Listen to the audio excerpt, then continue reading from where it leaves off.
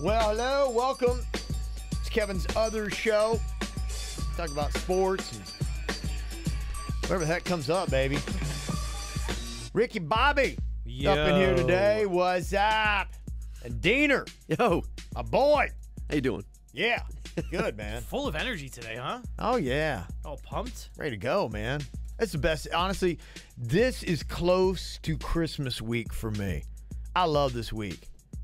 I mean, you got so much good stuff going on. The Honda Classic and spring training all hitting at the same time. And the only thing bad about it is it's too much too quick. Like, you can't do everything.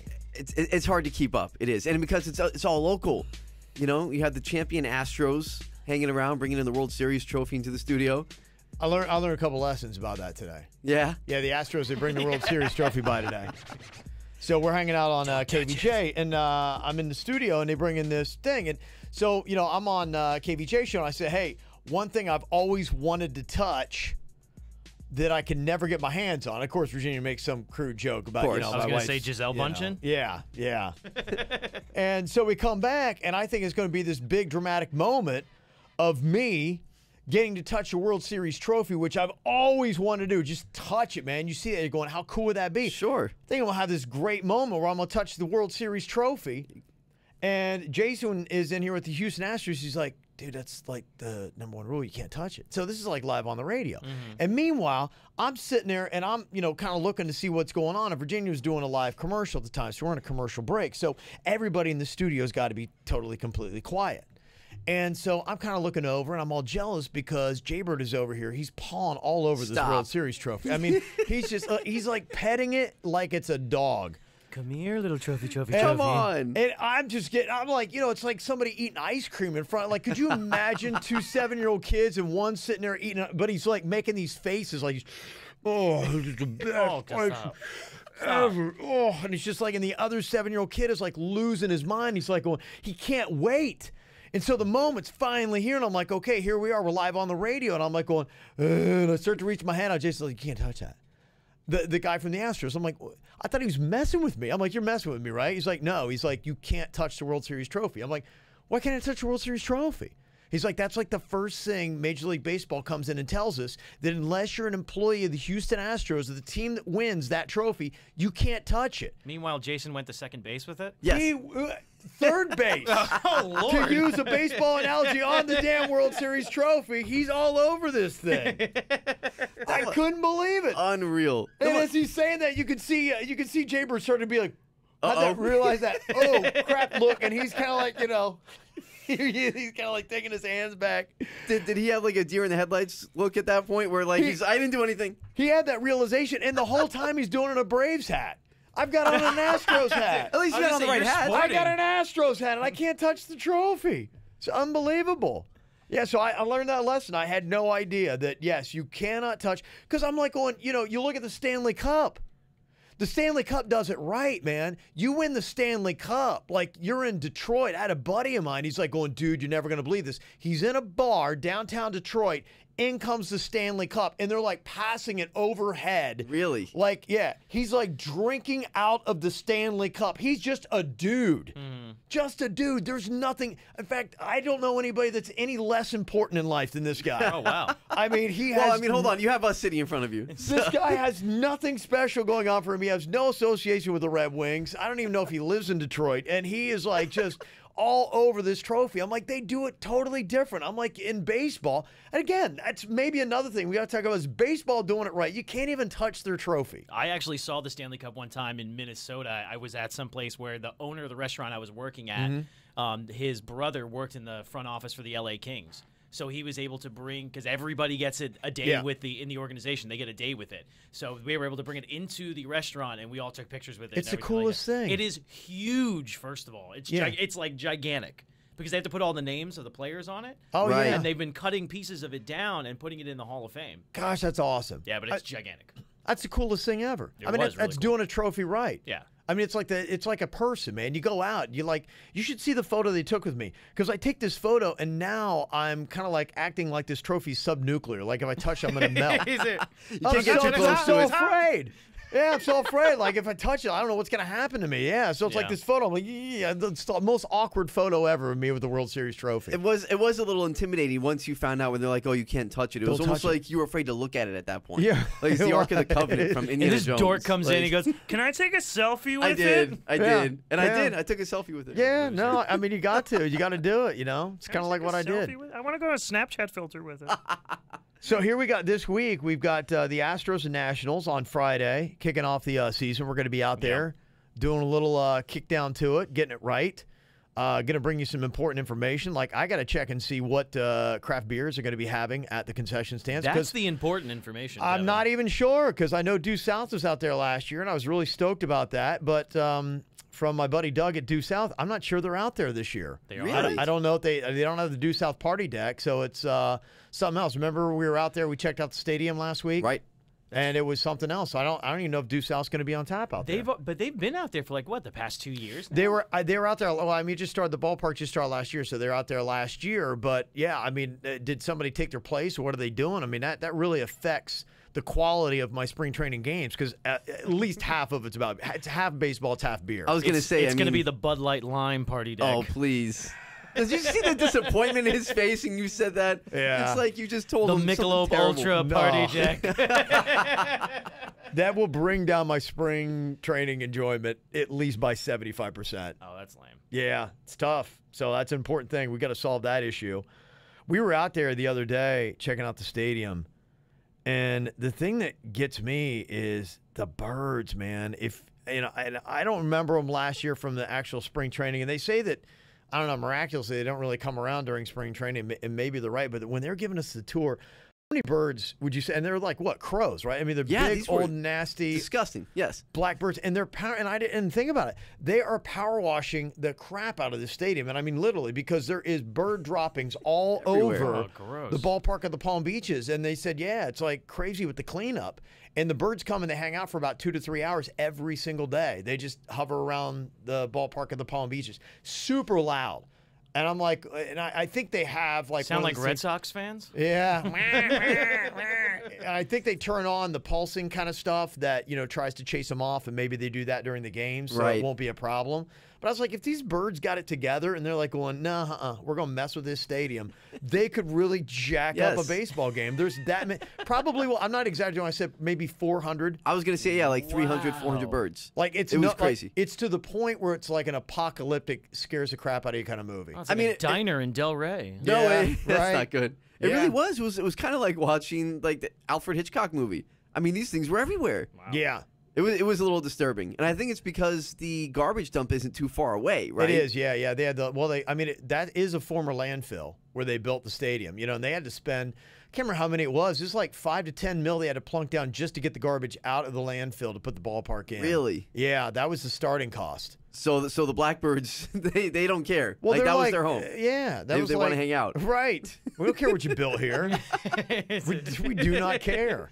Hey, We They were got here no- first, like the American Indians. right. They got no respect for it. We Yeah. didn't even get turkey out of this. What is this? Yeah. I gotta say though, it was kind of hard to film. Like we were doing some things out there last week, and it's just all this ambient Yeah. noise of Yeah. these crows just screaming. We know they're still getting the stadium ready because and I live right by the stadium, so every day I was driving past it forever because it's on my path to the gym, and so I would drive by every day, and I knew when spring training was starting. I'm like, there's no way they're going to be done with the stadium. There's no way, and I couldn't believe it when they got it going. I went to opening day last year, spring training. I'm like, okay, looks all right, but apparently there were so many things, and they rushed so much stuff to get it ready for last year.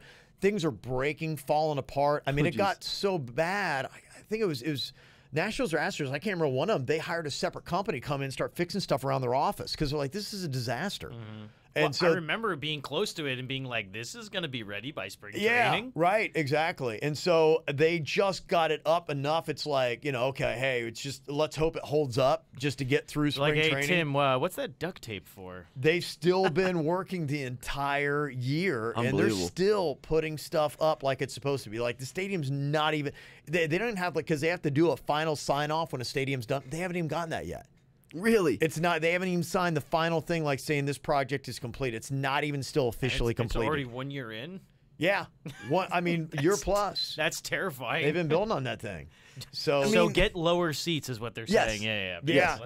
It did look really. I mean, it looked really nice. it looked when we were out- fun, and I haven't noticed yeah. any change when we were there. I mean, it looks the same to me, but I think Yeah. it's all just the little small ancillary things that if you work there every day and like your ceiling's half caving in and like, you flip on the switch and it falls out of the ceiling, you're like, all right. Things like that you might Yeah, notice. you guys forgot to put like screws in the light fixture. Yes. It's laying on my desk now. Yeah, exactly. It's like building something from IKEA. Yeah. It is. Why do I have all these extra screws? Yeah, so we got that on Friday, live show. Going to be out a little bit. I don't even know. We're going to be doing some stuff out from the Honda Classic. Going to catch us live. Going to be bear trapping it and all that kind of good stuff. Honestly, last year I probably saw 3 golf shots. Probably. That in many? Maybe. Yeah, I was And gonna was say. actually pushing it. I can't even tell you who it was. You might be exaggerating. Yeah, I kind of was half watching. You just kind of heard like the golf ball being hit in the background. I officially was hushed more times than swings I saw. Oh, really? That's kind of like my Honda Classic ratio. How much golf do you actually watch to how much you just play? Yeah, I'm just in there, just partying it up, having a good time. That's great. I've never Yeah. been out to the Honda Classic or Oh, it's PGA for that matter. It's- So I'm it's very excited. Well, you know what they started doing right, and I lived here for so long where the Honda Classic didn't matter. Nobody cared. It was going on. You're like, oh yeah, it's Honda Classic, and nobody talked about it. And they made a smart move. I mean, with everything you notice that they do with sports in South Florida, you make it social. You make it social. Yeah. You put a nightclub in Dolphin Stadium. Right. Which I'm going to still call it Dolphin Stadium. So, that's The Rock. that's how you get stuff. You put basically a strip club out in Marlins Park, I Yeah. mean, that's how you really get people to. Essentially, that's what it's like. That's exactly what it is. So if you want to do that, and when they started doing that, it completely turned around. Yep. So there you go. So here we go. We got a big week. We got Honda Classic. There's a lot. You got spring training. It's going to be going on, and we got a lot of stuff to talk about coming up here, including a little bit about speeding up baseball, what they're going to be doing there. Maybe baseball and the NBA is going to be changing. We'll let you know the latest on that. And how do you finally make the Olympics exciting? Maybe they did it, but took a little bit of flesh. Details on that coming up here on Kevin's Other Show.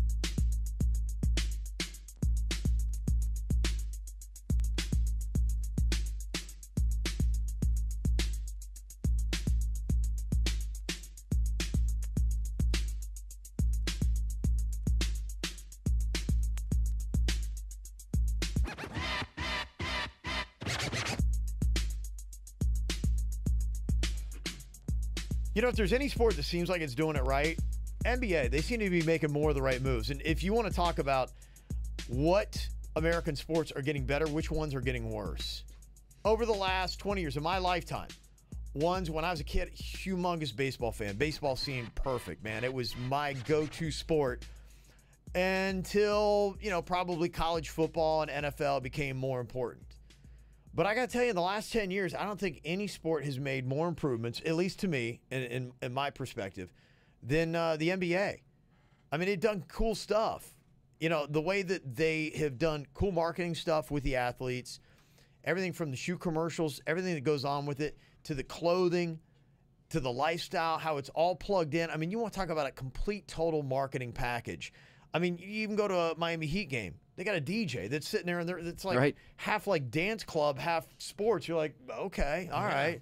That's kind of cool. The I mean, atmosphere is pretty cool over the there. atmosphere is cool, And I mean, I think that's what people are going for. And our society is changing more than it ever has before. Yeah. And you look at who seems to recognize that and who seems to actually care. And it seems like it's the NBA. And the sport that doesn't seem to care or says we're going to be the slowest to change is the one that seems to me is getting left in the rearview mirror, and that's baseball. You know? Well, because it's just an ancient sport that they refuse to change for any reason whatsoever. Yeah, good luck when all your fan base dies off. Yeah. But you're right. I mean, that's another good point. But you're right. Like growing up, one of the main memories I have watching sports was watching Cal Ripken break Lou Gehrig's streak of most consecutive games played. Yeah. Like for some reason that just sticks out in my head. I was like 9, 10 years old or something, watching it with my dad, and I didn't really know what I was watching, but I knew it was a big deal. Yeah. And I have a lot of memories like that with baseball. That's probably over the past 15, like you said, 15 years or so, just hasn't been there. What I think is interesting you brought up is you actually brought up a memory from the regular season of baseball. Right. How many, Yeah, right. honestly, how many of those do you have? Because I'm looking back at my baseball memories, and it's pretty much everything is playoffs. And you could argue that for a lot of sports, but not every sport.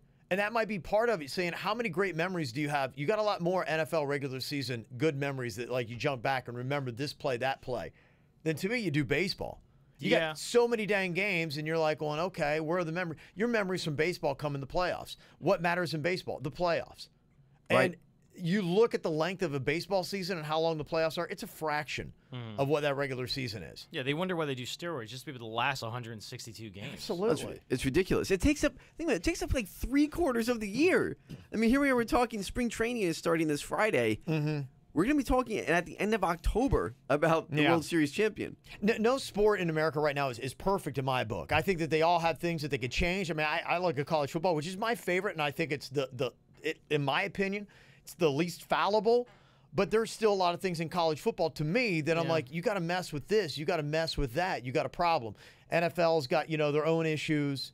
NBA maybe the least. And what they're talking about doing now with the NBA format changes, might be a good move. Might be some of the best stuff ever. You always take 8 teams from the East, 8 teams from the West, and the balance of power it's shifted, at least since LeBron left the Heat, right? I mean, it's shifted. I mean, because he stayed with the East, so it didn't shift too much. It just But shifted when you- off of the Heat onto the Cavs. But That you was didn't have basically that. it. But you didn't have that super team. The super team, when you Yeah, had no, you when you didn't. had the super team coming out of the East, you're like, okay, there's respect for the East. Likely, the East is going to win. The East was the favorite to win the NBA Finals for every single year that I would say LeBron was here for the most part. Now they did, and they won 2 out of the 4. But there was a lot of power that was in the Eastern Conference. Right.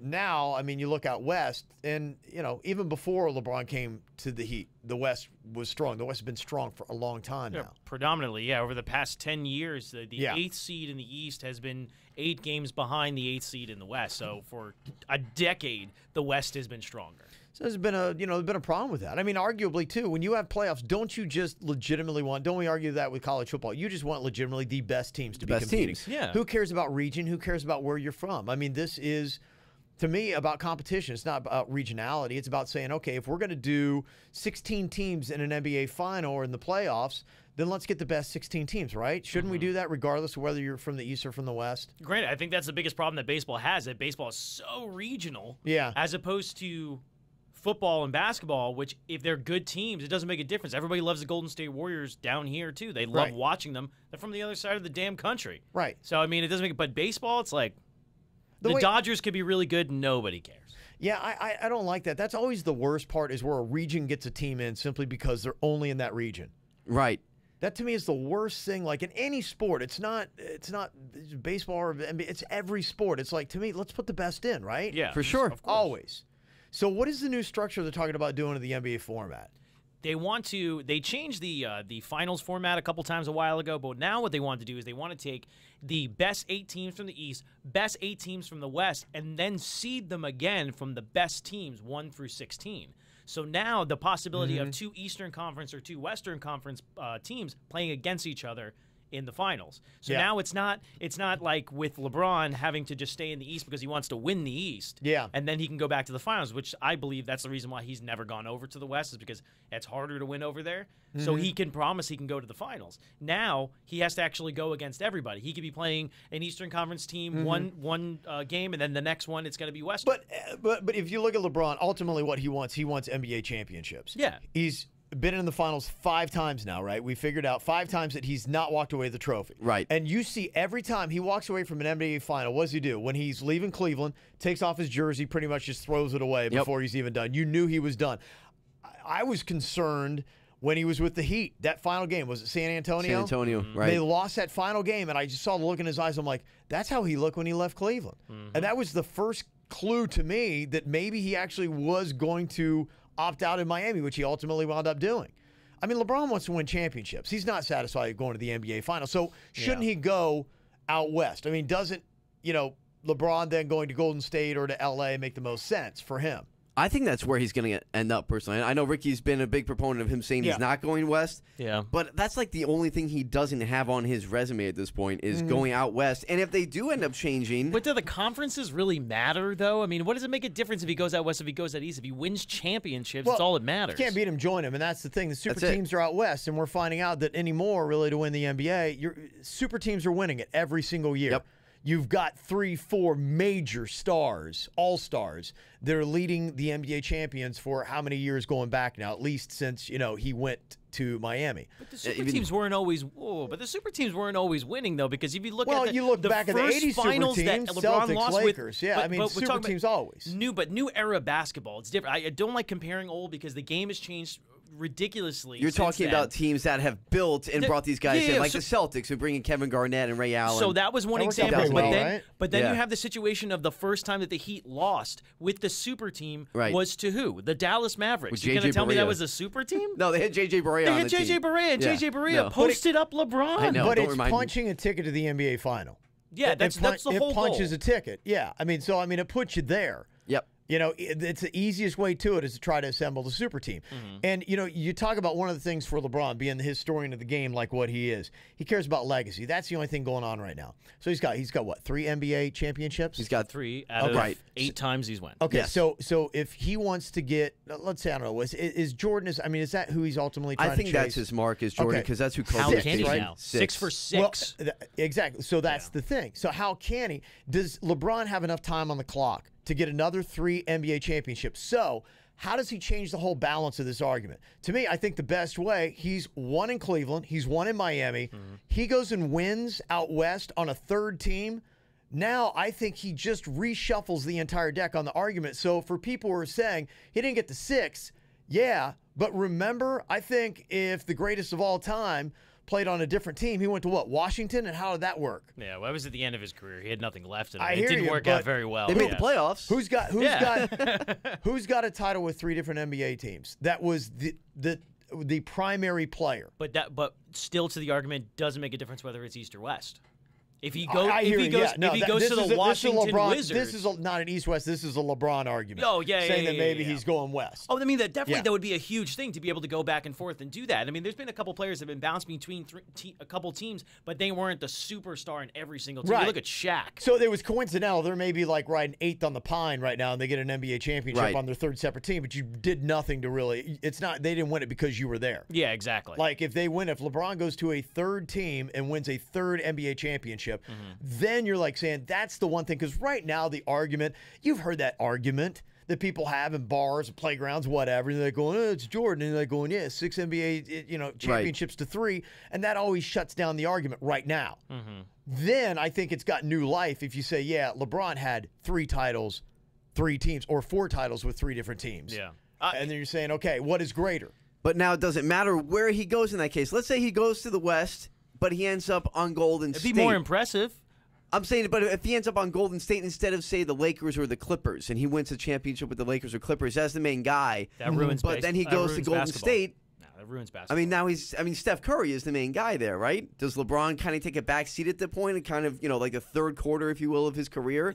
Does that hurt? Stop it. Stop doing does that it hurt to the people. argument? Does it hurt the argument? You say LeBron at that point was the 3rd most important team on Golden State. It destroys the Kevin Durant and Steph Curry. NBA. It destroys the NBA. Well, Nobody wants that. I'm not people gonna are say pissed that, off though. about Kevin Durant. You're going to put LeBron on that Why team does it now? destroy Get the hell out of NBA? here. We've seen it for 10 years now. Golden State Warriors were not a super team. They won a championship not being a super team. Nobody knew who the hell Steph Curry was. Nobody knew who Klay Thompson was. Nobody knew who Andre Iguodala was, a star in the 76ers, went there as a 6-man, was able to make a difference. Nobody knew who Draymond Green was. They were not a super team. Then when they won, all of a sudden they're like, whoa, super team. No, that's not the situation. When they brought Kevin Durant in, that was the now it's difference. a super team. Yes. Yeah. But that destroys the integrity of the NBA because people don't want that. They want parity. That's the reason why all People sports don't- are supposed to be parity. Okay, people don't want it unless it's your city. Yes. Oh yeah, then I'll take it. I'll take it in 1 second. Y'all come to the Knicks, I'm in. That's right. That's how it all works out. Yeah, basically. So you're talking about reshuffling. You would say you're going to reseat East-West altogether. Yeah. I would almost just say, hey, another step is like going, let's stop with the East-West. Let's just take your top 16 and let's just go on ahead and rank them out. I'm down with that. I mean, I'm honestly down with either of these ideas. Adam Silver's actually pushing this idea now to have, the top 8 teams from each conference and just reseeding the playoffs, so you could have Golden State against the What's Lakers wrong in the with two first teams round. in the West and an NBA final if it's the best NBA final you could have? Well, What's wrong with that? Nothing. Yeah. I think it'd be great. Now, it would revolutionize the NBA. It would change the history of the game. It really would. Yeah. Because then you're talking about, okay, well, now how does LeBron stack up against Jordan? Jordan never had to go against, the Knicks in the NBA Finals when they had Patrick Ewing. Yeah, they faced off in the Eastern Conference, but it just changes a lot of stuff. I hear you. It does. It does. LeBron's not going to Golden State, dumbass. Lakers, man. Nah. Lakers. Nah. Oh, he's going out west. I agree. All right, we're trying to fix the NBA. What about baseball? Is there any hope for this? Well, they're trying to speed it up. How and does it make any sense? We'll discuss next.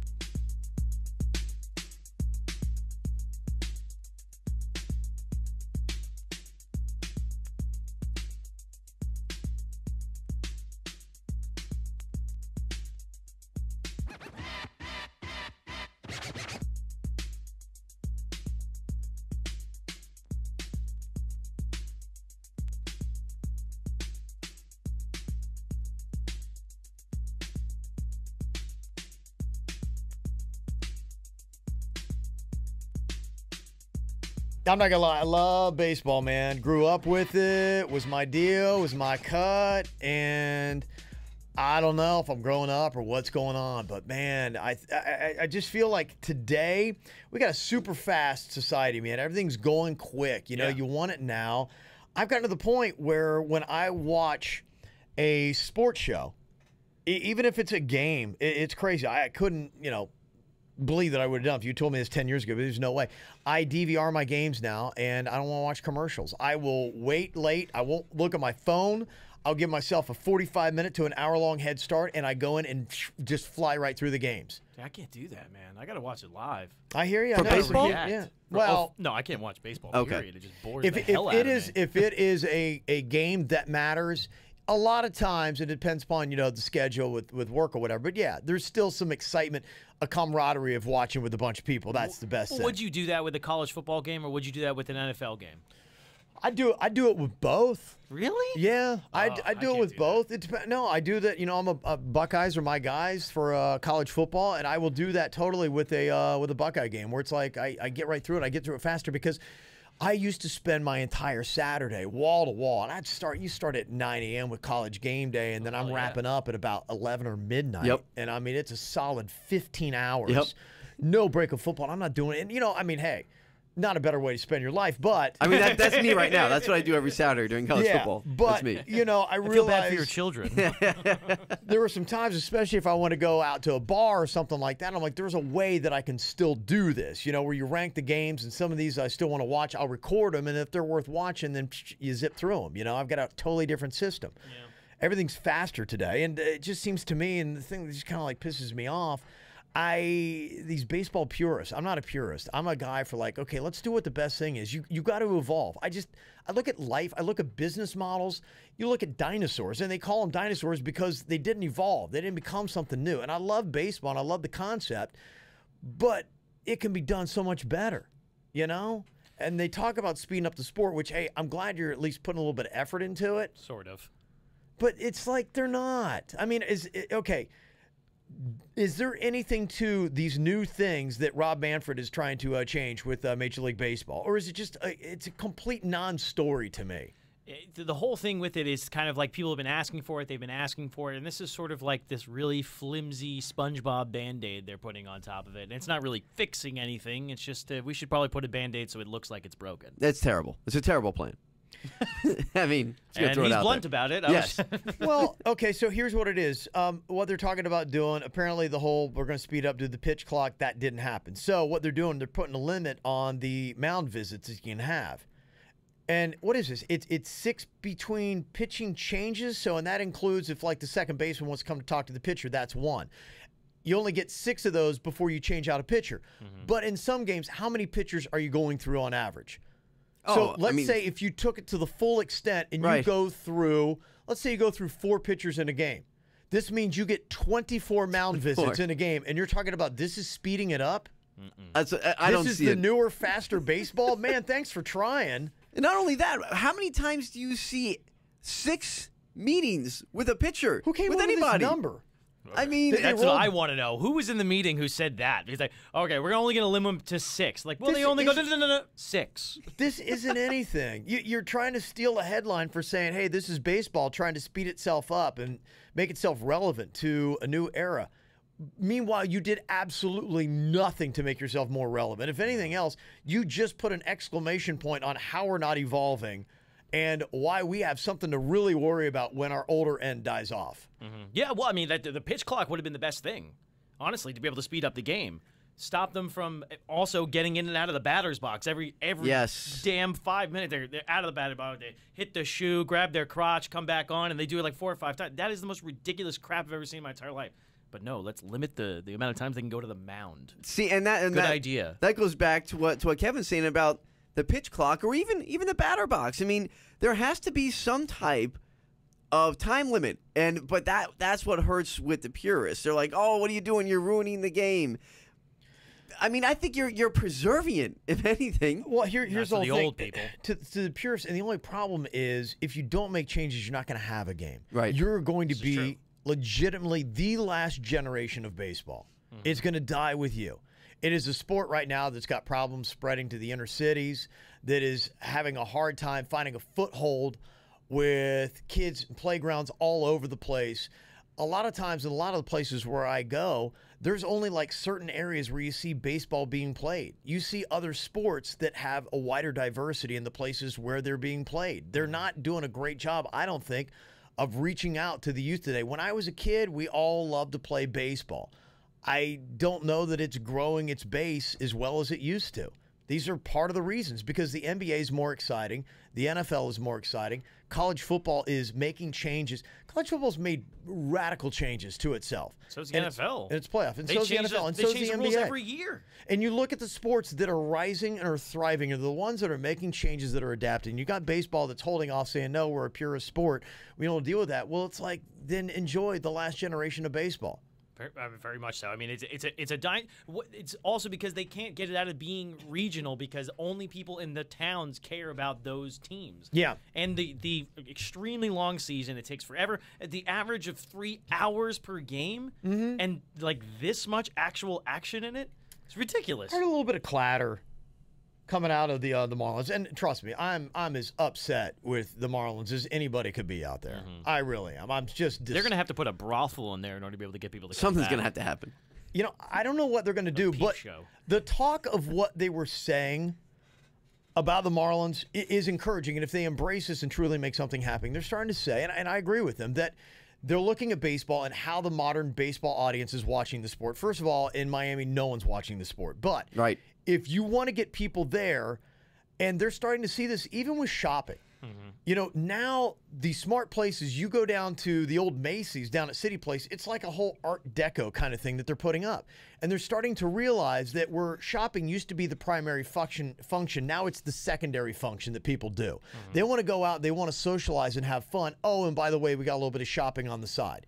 The Marlins talking a little bit about embracing, or at least understanding that concept, that we've got to have some stuff for you to do, and you've got baseball on the side. This can't be going down the right path. For the Marlins, you've got a lot of space. No, duh. They fired everybody. You've got a ton for of sure. space. You can unload everybody's office. do something a little bit more fun. Maybe have activities that you can get up and you can walk around and you can do, and people are just sitting there. You've got functional spaces where people can lean against a railing, talk to their buddy, watch a beer. Oh, yeah, by the way, a baseball game's going on. Because you're not necessarily going to be going, hey, look who's coming up to bat. Who is coming up to bat? Nobody knows. I mean, it's going to be like Major League, watching the Indians in the Major League movie. I mean, it's just a bunch of replacement players. Nobody knows. But you really want to make purists upset?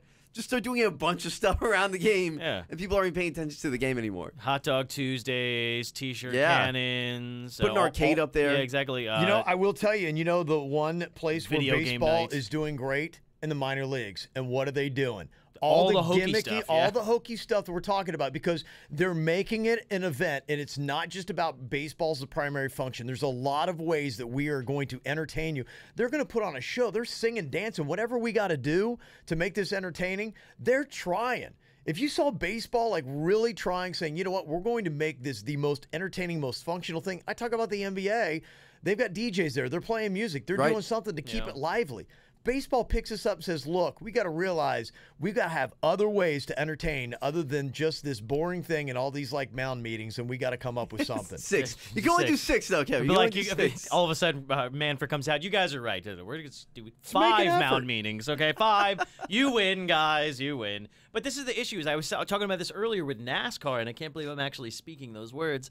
NASCAR did this thing where they wanted to be able to bring in a new crowd, so they changed a couple things in order to be able to do that. And what it did is it brought in a new crowd, and then the new crowd started to not care about NASCAR, and they left, and then they pissed off everybody that Yeah. was NASCAR purist. So then they left as well. So It'd be a baseball's in the gamble. predicament of doing that exact thing. If they turn it into a circus, they're going to destroy all the hopes and dreams of the purist, and eventually people are going to You're forget talking about it the XFL for the NFL. It's kind of like the sideline circus to the NFL. The NFL doesn't need it. Baseball does. Don't do an XFL. Do an XLB, where it is you're going to make a Like circus. barbed wire bats and stuff. Yes. Whatever it might be. Try XLB instead. Baseball it would be, with pads. It's chaos. You know what? Design Amazing, whatever honestly. and see if it doesn't work out. I don't know.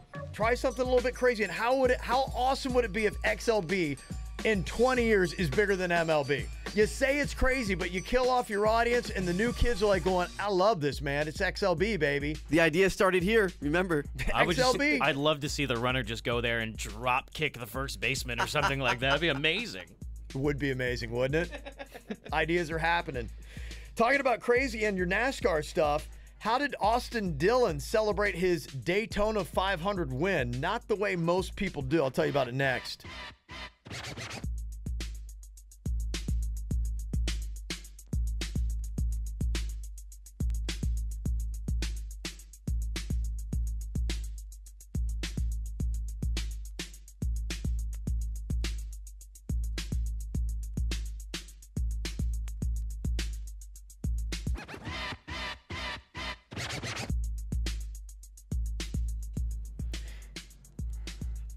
You ever done something in your life so important that you had to get a tattoo on your butt about it? Nope.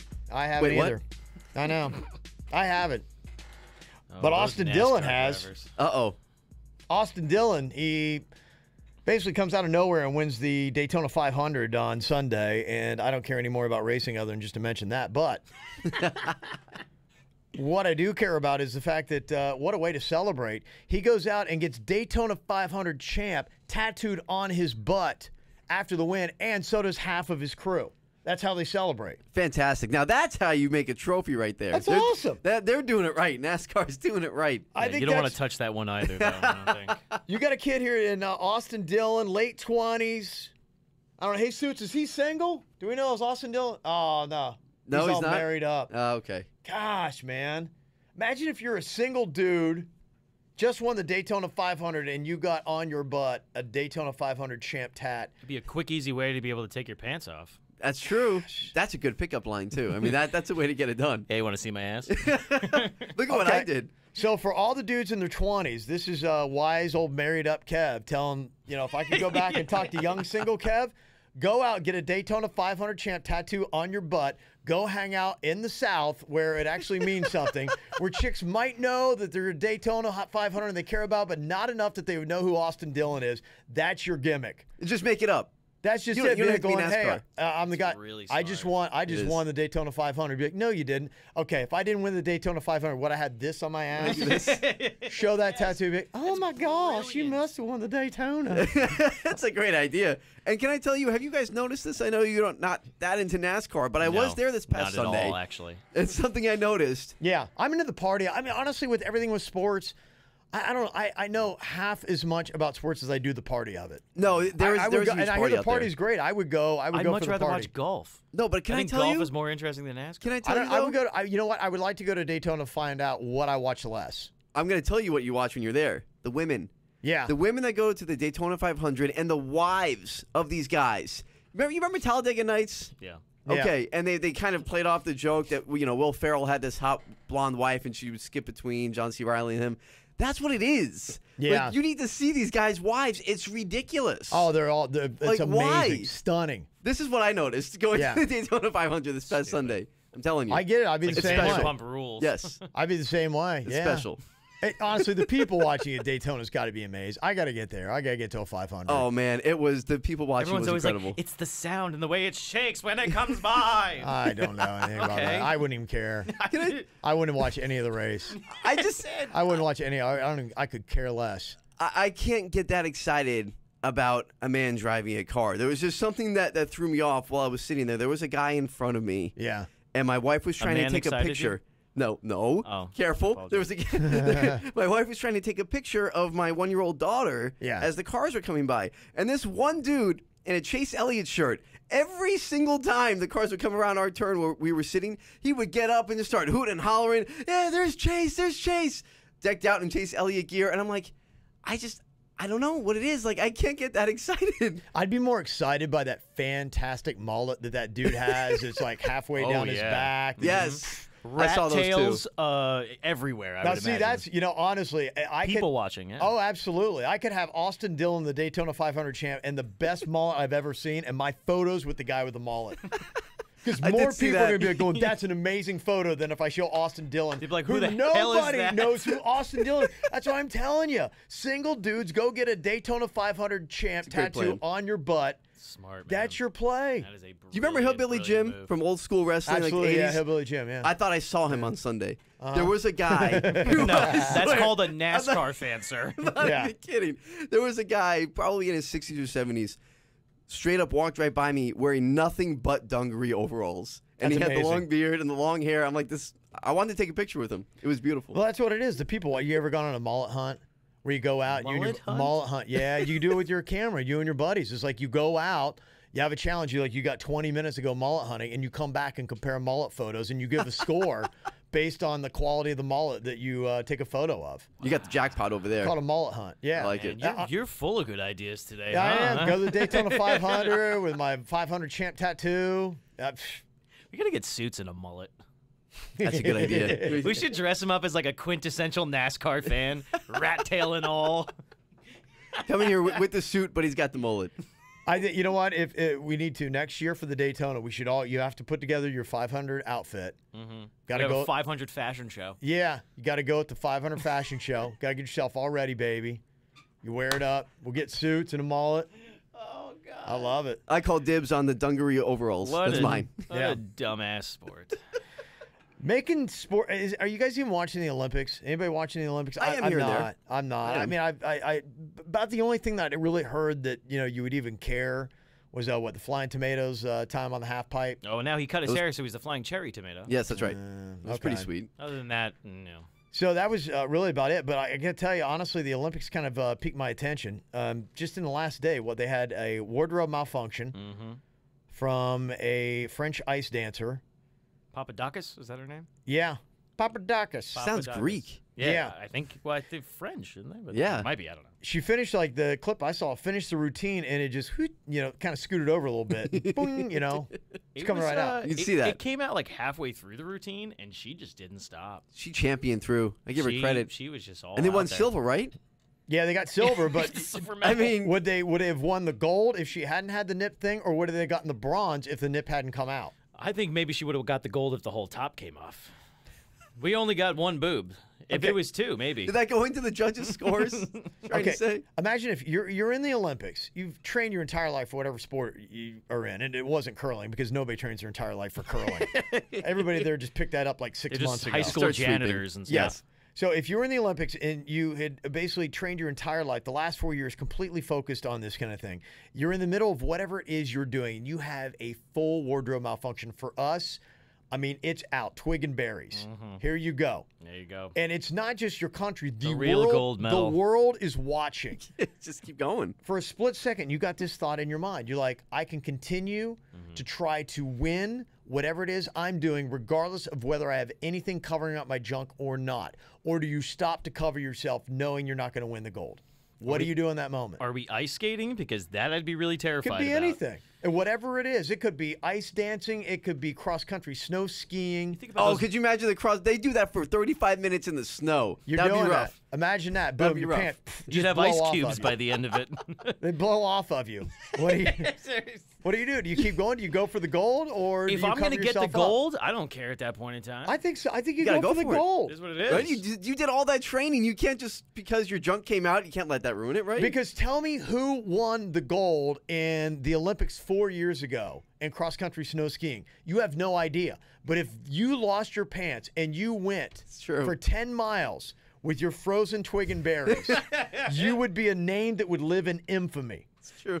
forever. That Swedish guy who won gold 4 years ago, we would know his name today. That's how you get true Olympic Yes. greatness. You keep going for the gold, baby. That's why I give her so much credit, because she just stuck to the routine. There was another ice Yeah. skater where her top came down and she didn't. She had to change her whole routine Yeah. because she didn't want to. She just went with it. Go for the gold, baby. Full booby. That's how you win, man. Good for them. That's how you win. Bring the gold out. All right, thank you all for locking in, man. This is Kevin's Other Show. We'll talk to you later.